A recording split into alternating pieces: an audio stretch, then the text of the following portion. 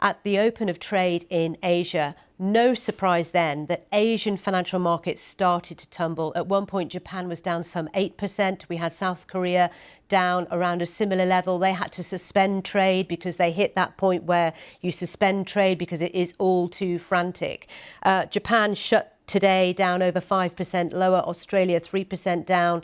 So it's been a really torrid session. In Europe, we are seeing declines on the share markets, FTSE down nearly 2%, other markets across Europe, Germany, France down around 2.5%. Europe is not as exposed to the direct impact of what's going through the Straits of Hormuz as Asia. Some of those key markets in Asia, Japan, South Korea, China, they get their oil and gas and energy and other things, by the way, from ships coming through that strait. So that's partly why we see such a massive reaction there. But also as well, we have to bear in mind that Japan and South Korea have seen record highs on their stock markets for weeks and weeks and weeks. So to some degree, you could argue that it's an excuse to take some profits. But as you've mentioned, we've got G7 finance ministers announcing an emergency meeting this afternoon. The worry is, how long is this going to go on for? Because if it does last a long time, the economic and financial risks are great. A prolonged conflict on the global economy could have a serious impact on inflation. You've got central banks watching this like a hawk, the Federal Reserve, the Bank of England, and others. So there is a real concern. And at the moment, we're looking at oil prices at a 4-year high. So last time we were at this point with oil prices was when Russia invaded Ukraine in 2022. So that's where we're at with financial markets. We're watching it all very closely. And that's it from me today. But my colleague Ben Thompson is here. Thank you so much, Sally. And he'll be keeping us all up to date as well. Thanks for keeping across the markets. As you said, an incredible day for the markets around the world so far.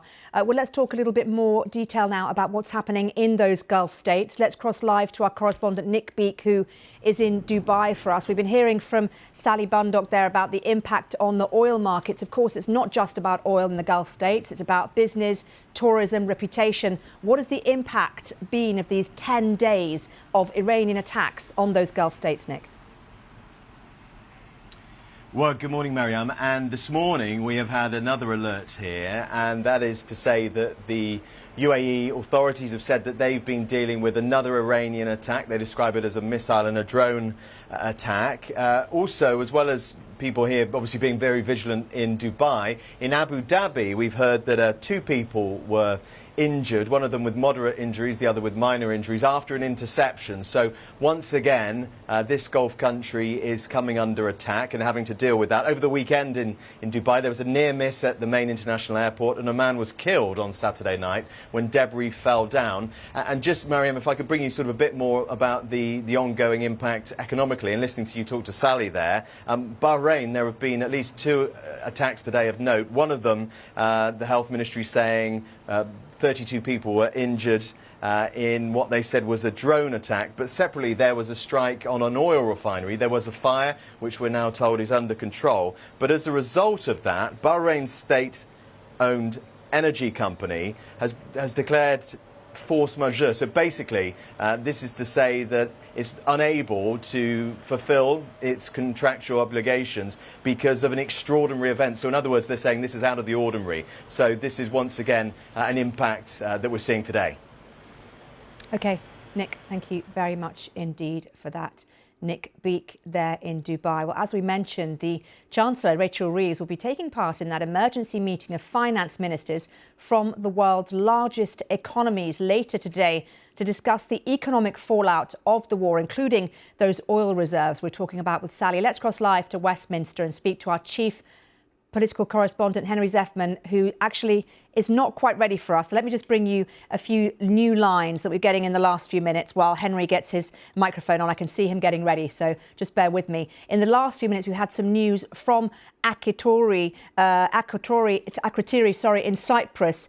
We're hearing now of a new security alert, which is briefly triggered in the Akrotiri region, and not long ago, actually, about 45 minutes ago.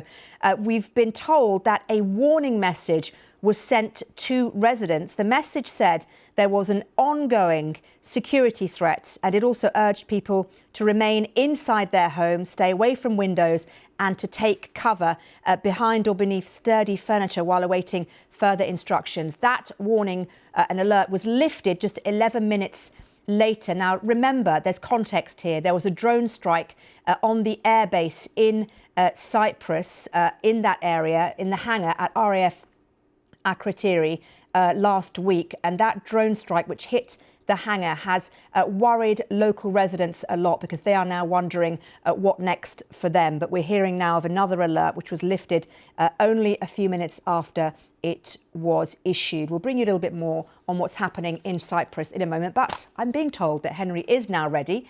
There you are, Henry. I just said, let's cross live to Henry, and you weren't ready for me. You're putting your microphone on. So there we are. Talk to me a little bit about this G7 meeting, Henry. What are we expecting from G7 leaders, and how urgent now is the need for those oil reserves to be very much in focus?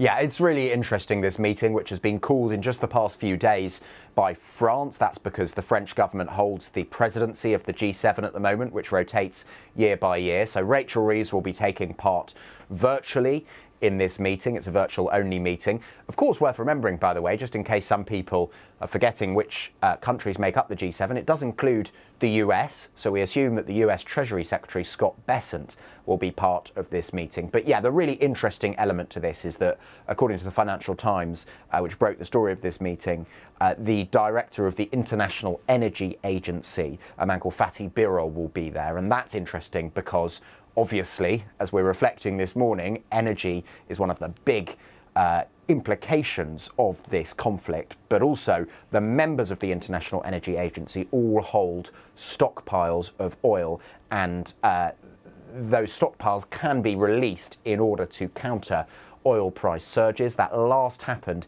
in 2022 in the aftermath of Russia's full-scale invasion